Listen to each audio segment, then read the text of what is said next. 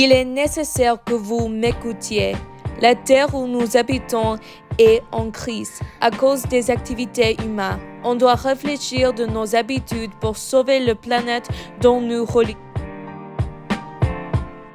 Depuis 1879, les villes sont allumées avec des ampoules qui causent la pollution lumineuse pour rendre ces environnements utiles pendant la nuit ou l'hiver. La pollution lumineuse est le résultat de trop de lumière artificielle dans le monde, donc il bouleverse le flot naturellement de la lumière. Je suis en colère que nous détruisons les habitudes des animaux parce que nous les trompons avec la lumière artificielle que les animaux pensent est le soleil. Donc, il est désorienté.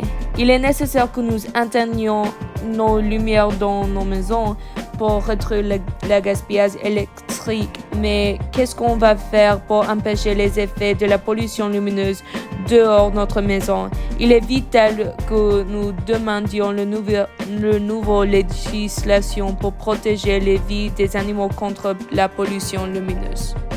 De plus, l'humanité a encouragé l'urbanisation avec l'introduction des automobiles comme les voitures. Les voitures facilitent la transportation des humains et la société, mais ils contribuent aussi à la pollution d'air et de le réchauffement climatique.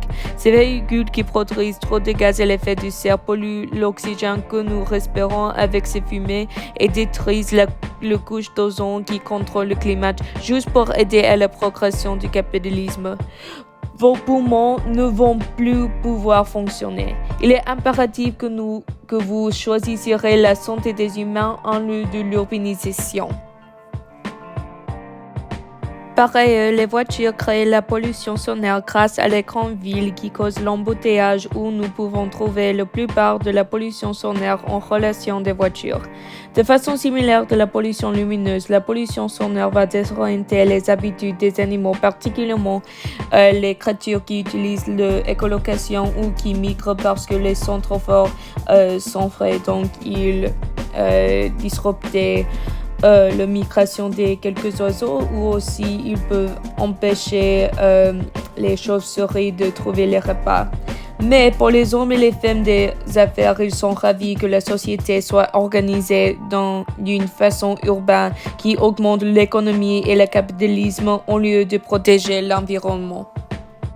Finalement, le dilemme plus prévalent dans la société est le gaspillage des ressources naturelles. Les humains gaspillent la nourriture comme les épluchures que nous pouvons composter, mais beaucoup de temps nous éliminons cette option. Mais le gaspillage de la nourriture n'est pas le plus grand problème environnemental, non, ça s'est réservé pour le gaspillage du plastique, papier et de l'énergie. La transportation des plastiques peut résulter dans une marée blanche quand les microplastiques imprègnent les océans et la sol des océans et tuent les poissons qui mangent ces microplastiques. Il est possible que nous arrêtions d'utiliser les produits plastiques et en lieu utiliser les produits renouvelables, mais on choisit la masse production en lieu de la vie marine. De plus, la société choisit de gaspiller des ressources naturelles comme le papier. On écrit sur un grand papier, mais on peut écrire les mêmes phrases dans un cahier. Quand les gens consomment trop de papier, les boîtes qui les produisent détruisent plus de forêts juste pour fournir les demandes de la public. Nous aussi gaspillons l'énergie électrique créée par la combustion du charbon, donc il aussi contribue de la pollution d'air. En outre, nous exploitons la facilité des lave-linges. Ils réduisent la vie de notre vêtement qui peuvent engraisser les centres de déchets.